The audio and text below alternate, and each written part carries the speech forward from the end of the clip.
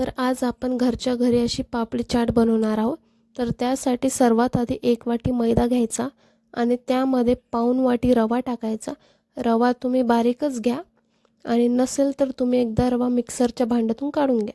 त्यानंतर ह्याच्यात 1 चिमूट मीठ टाकायचं आणि थोडंसं ओवा टाकायचा।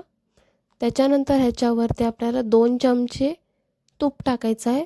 तुपाने जे आहे ती आपली पापडी एकदम अशी खुसखुशीत बनते। त्याच्यामुळे आता या तुपाला जे आहे ते सगळीकडे मिक्स करून घ्यायचं आहे। हे बघा, जर ह्याची अशी मुठ्ठी बंधत असेल तरच आपलं जे पीठ आहे ते रेडी आहे। नसेल तुमची मुठ्ठी बांधल्या जात तर तुम्ही थोडंसं तूप आणखीन टाका। त्यानंतर यामध्ये आपल्याला थोडं थोडं पाणी टाकून ह्याचं सैल असं पीठ मळून घ्यायचं आहे। तर इथे मी थोडं थोडं पाणी टाकून जे आहे ह्याचं पीठ मळून घेतलं एकदम छान। ह्याला आणखीन 1-2 वेळा छान मळायचं आणि ह्याला आता 10 ते 15 मिनिटं ह्याला रेस्ट द्यायचा आहे, ज्याने आपली रवा जो आहे तो फुगेन। तर इथे बघू शकतात तुम्ही आपलं पिठाला जे आहे ते 10 ते 15 मिनिटं झालेले आहेत। तर आपला आता रवा जो आहे तो पाणी त्याने शोषून घेतलेला आहे। तर आपलं पीठ थोडंसं तुम्हाला आता कडक लागेल। जर जास्तच तुम्हाला हार्ड वाटत असेल पीठ तर ह्याच्यात तुम्ही थोडंसं पाणी टाकून ह्याला मळू शकता। तर इथे मी आता ह्याचे 3 गोळे बनवले आहेत आणि ह्याचा आता आपल्याला लाटून घ्यायचा आहे। तर मी एकदाच एक मोठी पोळी लाटणार आहे, कारण की छोट्या छोट्या पापड्या लाटायला आपल्याला खूप वेळ लागेल त्याच्यामुळे।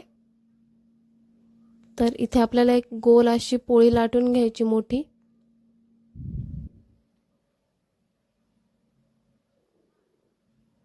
तर इथे मी आता जी पोळी आहे ती लाटून घेतलेली आहे आणि तुमच्याकडं जे चमचा असेल एक फोक तो घ्यायचा आहे।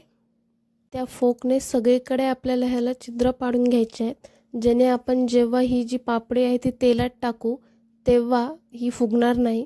आपल्याला पापडी जी आहे ती एकदम चपटी पाहिजे, जी फुललेली नाही आहे।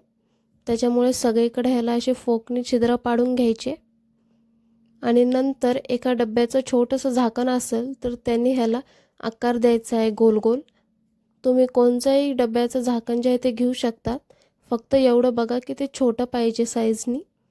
इथे जे आहेत आपल्या पापड्या जे दाबून घेतलेल्या आहेत मी सगळ्या।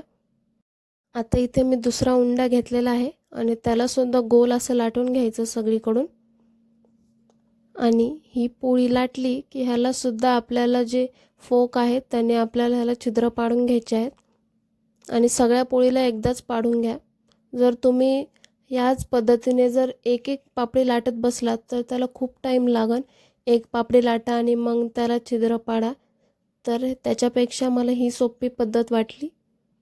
तर मी सगळीकडे पाडून घेणार आहे आणि त्यानंतर सेम तशाच प्रकारे त्याच झाकणाने आपल्याला जी गोल गोल पापडी आहे ती काढून घ्यायची आहे।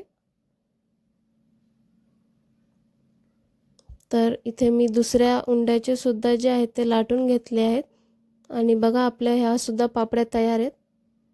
तर इथे बघा आता या सुद्धा काढून घ्यायच्या आणि जो तिसरा उंडा आहे त्याच्यासुद्धा तुम्ही तशाच पापड्या लाटून घ्या। त्यानंतर मी तेल जे आहे ते आधीच गरम करायला ठेवलं होतं, त्यामध्ये आपल्याला एक एक पापडी सोडायची आहे। तर आता आपल्याला या पापडीला फुगवायचं नाही आहे, त्याच्यामुळे तुम्ही थोड्याशा जास्त पापड्या टाकल्या एकदाच तरी चालेल। तर इथे मी 8 ते 9 पापड्या एका वेळी तळून घेते। तर ह्याला जे आहे आपल्याला गोल्डन ब्राऊन कलर आणायचा, एकदम सोनेरी कलर। जास्त ह्याला तळत बसायचं नाही, नाहीतर लवकरच ह्याला काळा कलर येऊन जाईल आणि या करपून जातील, कारण की ह्याला आपण जास्त पातळ लाटलं आहे त्याच्यामुळे। तर इथे बघू शकतात आपले पापड्यांना जे आहे ते किती छान असा कलर आलेला आहे। आता आपल्याला गॅसची फ्लेम कमी करायची आणि सगळ्या त्या तेलातल्या पापड्या आहेत त्या काढून घ्यायच्या आहेत। तर अशाच प्रकारे जे आहेत तुम्हाला सगळ्या पापड्या काढून घ्यायच्या आहेत। तर मी इथे ह्या पापड्या काढून घे। आता आपण दुसऱ्या पापड्यासुद्धा अशाच तळून घ्यायच्या आहेत। तर गॅसची फ्लेम टाकताना कमीच ठेवायची आणि सगळ्या पापड्या टाकल्या की मग गॅसची फ्लेम मीडियम करून द्यायची आणि ब्राऊन सोनेरी कलर येईपर्यंत छान अशा पापड्या तळून घ्यायच्या। त्याने खूप छान क्रिस्पी होतात आपल्या पापड्या। तर अशाच रेसिपीजसाठी आपल्या चॅनलला लगेच सबस्क्राईब करून ठेवा। तर हे बघा आपण दुसऱ्यासुद्धा पापड्या तळून घेतल्या आहेत आणि अशाच प्रकारे तुम्हाला सर्व पापड्या ज्या आहेत त्या तळून घ्यायच्या आहेत। तर इथे मी सगळ्या पापड्या आता तळून घेतल्या आहेत। तर हे बघा किती छान कलर आला आपल्या पापड्याला।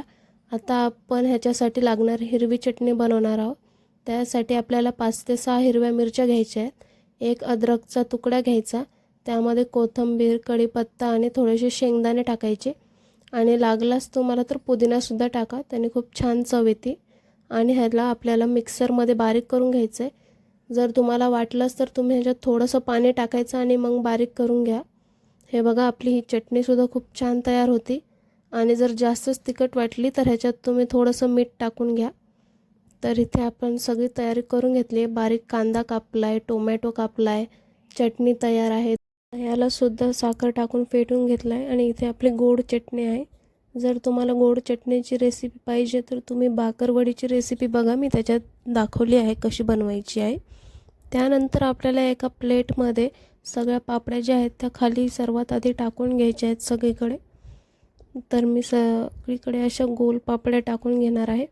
त्यानंतर आता आपल्याला ह्याच्यावर बटाटा टाकून घ्यायचा आहे। तर मी बटाटा पहिलेच बॉईल करून घेतला होता आणि त्याचे छोटे छोटे काप करून घेतले। तर इथे बटाटासुद्धा जो आहे तो आपल्याला पापडीवरती टाकून घ्यायचा आहे। त्यानंतर आपण जे इथं दही जे फेटलं होतं ते सुद्धा ह्याच्यावरती टाकून घ्यायचं आहे।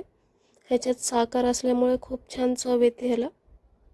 तर हे सुद्धा सगळीकडे टाकून घ्यायचं आणि हे टाकल्यानंतर आपल्याला ह्याच्यावर आपण जी हिरवी चटणी तयार केली होती ती सुद्धा टाकून घ्यायची आहे। तर इथे मी थोडीशीच हिरवी चटणी टाकत आहे कारण की खूप तिखट आहे त्याच्यामुळे। आणि ही टाकल्यानंतर आपण जी आंबट गोड चटणी होती ती सुद्धा टाकून घ्यायची आहे। तर ही सगळीकडे टाकून घ्यायची आपल्याला, कारण की ही टाकल्यानंतर आपल्या चाटला जे आहे ते एकदम छान चव येते। त्यानंतर बारीक कापलेला कांदा जो आहे तो सुद्धा सर्वीकडे टाकून घ्यायचा आणि बारीक टोमॅटो कापला होता तो सुद्धा टाकून घ्यायचा सगळीकडे। आणि जर तुम्हाला काही वाटलंच तर तुम्ही बटाट्यावरती थोडंसं मीठ टाकलं तरी चालेल, त्याने सुद्धा खूप छान चव येते।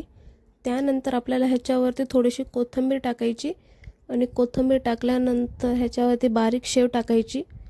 तर हे बघा इथे आपली पापडी चाट जी आहे ती एकदम तयार आहे। चाट आपण घरी बनवली आहे, थोडीशी मेहनत लागते ह्याला, पण एकदा बनवली की एवढी छान लागते ना। तर तुम्ही एकदा नक्की ट्राय करा घरी आणि कशी बनली सांगा।